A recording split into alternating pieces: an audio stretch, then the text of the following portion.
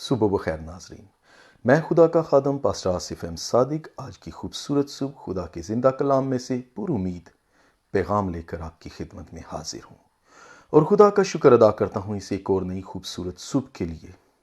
آئیے آج کی اس خوبصورت صبح کا آغاز ہم خدا کے زندہ کلام میں سے کرتے ہیں۔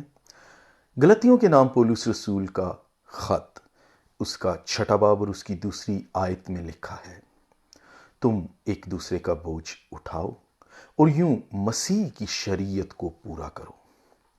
عزیزو، اکثر لوگ گناہ کے بوجھ اور غموں کے باعث جھکے ہوئے ہیں، لیکن ایک ہے جو اس بوجھل انسانیت سے کہتا ہے کہ اے بوجھ سے تھکے لوگو میرے پاس آؤ، میں تمہیں آرام دوں گا۔ انسان کے بوجھل پن کا حل صرف اور صرف خداوند یسوع مسیح کے پاس ہے اور کسی کے پاس نہیں۔ آج بہت سے لوگ ایمانداروں کی حوصلہ افزائی کرنے کی بجائے اکثر حوصلہ شکنی کرتے ہوئے دکھائی دیتے ہیں۔ اگر ہم مسیح میں ہیں تو ہم روح کی شریعت کے بھی تابع ہیں اور ہمیں خود غرضی سے بالا تر ہو کر مسیح کی خاطر ایک دوسرے کی نہ صرف حوصلہ افزائی کرنے کی ضرورت ہے بلکہ بے امید، بوجھل اور خوف کے نیچے دبی ہوئی انسانیت کو مسیح کی محبت کے بارے میں بھی بتانے کی ضرورت ہے۔ عزیزو، کیا آج ہم خدا کے کلام میں سے کسی نا امید بوجھل انسان کے لیے نجات کا پیغام لے کر جا سکتے ہیں؟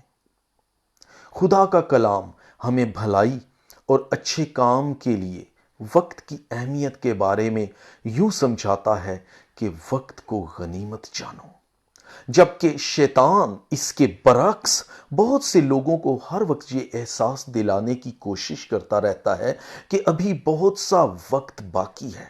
عزیزو، وقت بہت گزر چکا ہے۔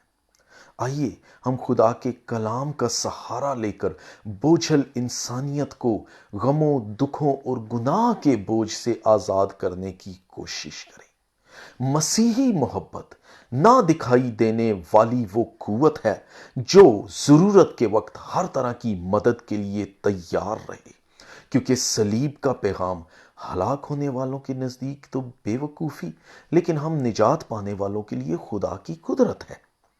عزیزو، اب فیصلہ آپ پر منحصر ہے کہ آپ اپنی ہی ذات کے محور اور خواہشات میں تسکین حاصل کرتے ہوئے آج کے خوبصورت دن کو ضائع کر دیتے ہیں، یا مسیح کی محبت میں سرشار ہو کر کسی کی روحانی، اخلاقی، ذہنی یا کسی بھی طور سے مدد کر کے آج کے اس ایک اور خوبصورت دن کو مزید خوبصورت بنا دیتے ہیں۔